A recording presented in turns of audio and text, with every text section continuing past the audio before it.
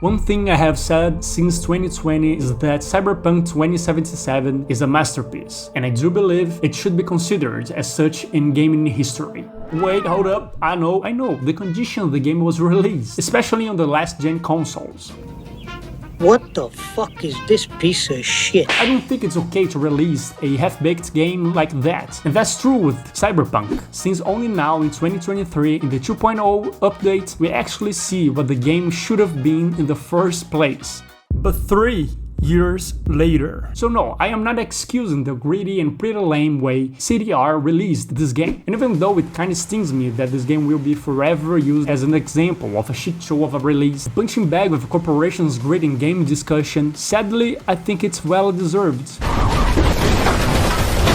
But with all that being said, even before the revamp of gameplay we have been watching through updates, and now with the amazing expansion, this game is so freaking good in one aspect above it all: the story.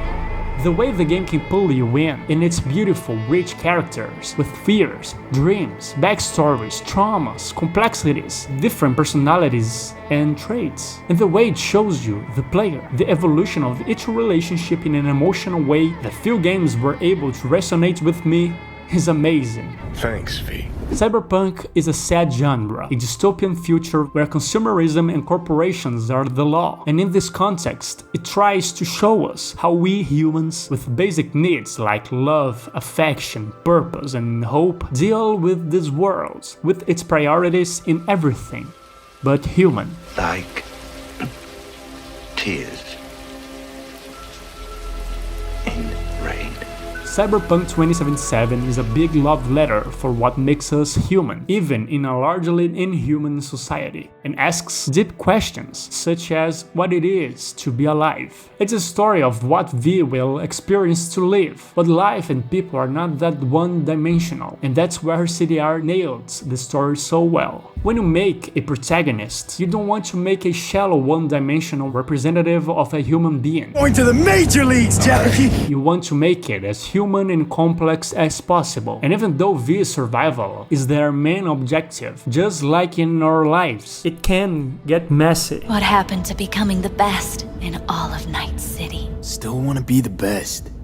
Never gave up on that goal. What's his priority? Is it to survive and not lose his mind and body to Johnny? Or to become the legend of Night City? To become something so epic, so revolutionary that he'll be forever remembered? That question is what will make even the main plot so intriguing to me. V is so attached to this idea of glory that he might not even realize that it can cost him everything, even what he believes is the most important thing for him: to survive. And that's only the main plot point. Cyberpunk 2077 expands in many different stories. In my playthrough, I was a male V that romanced Panam. To see their relationship grow in a way that felt so freaking real was beautiful. Panam is a hot-headed nomad girl, gone through a lot of hardships in life and was secluded from their clan. So she had to survive alone in Night City, something that might harden a person even more. So she visibly has a lot of emotional defense mechanisms. I'm not very good at this.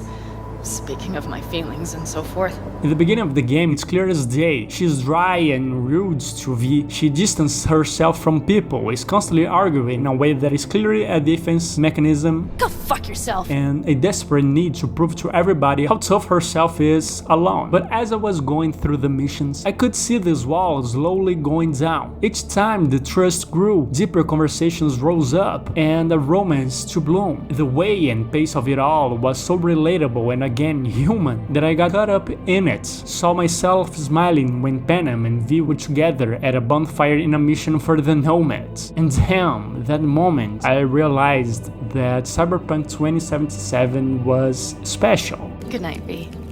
There are many other examples of how the writing in this game is a masterpiece. We can see in front of us the whole grief process that Judy goes through: denial, depression, anger, and acceptance. They called you because I wanted to say goodbye. She also slowly but surely softens up to V, to the point where we go dive into her childhood city now under toxic water. And I screamed at the top of my lungs to check the acoustics.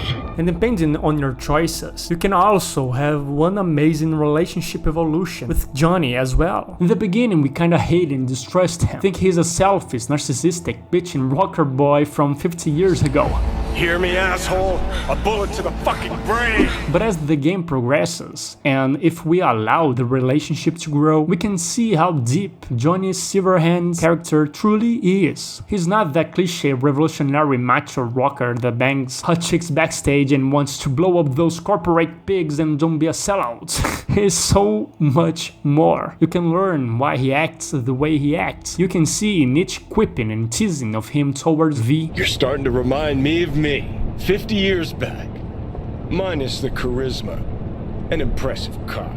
That in fact, he's afraid, he's hurt, and tries so hard to maintain control, or the perceive of control, that at the end he just acts like a jerk. But as the game progresses, you can see how much he actually cares for others, how he ends up caring for V, and that egoistical selfish man, in the end, just wants V to be happy and alive, even if it costs him his soul.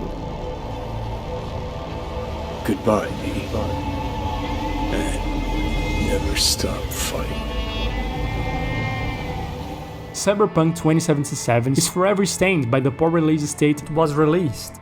But the human stories they tell, the human relationships they show, and the human pursuits of something truly meaningful is without a shadow of a doubt a masterpiece that is so many stories in so many different kinds of media tried to convey and failed, compared with Cyberpunk 2077.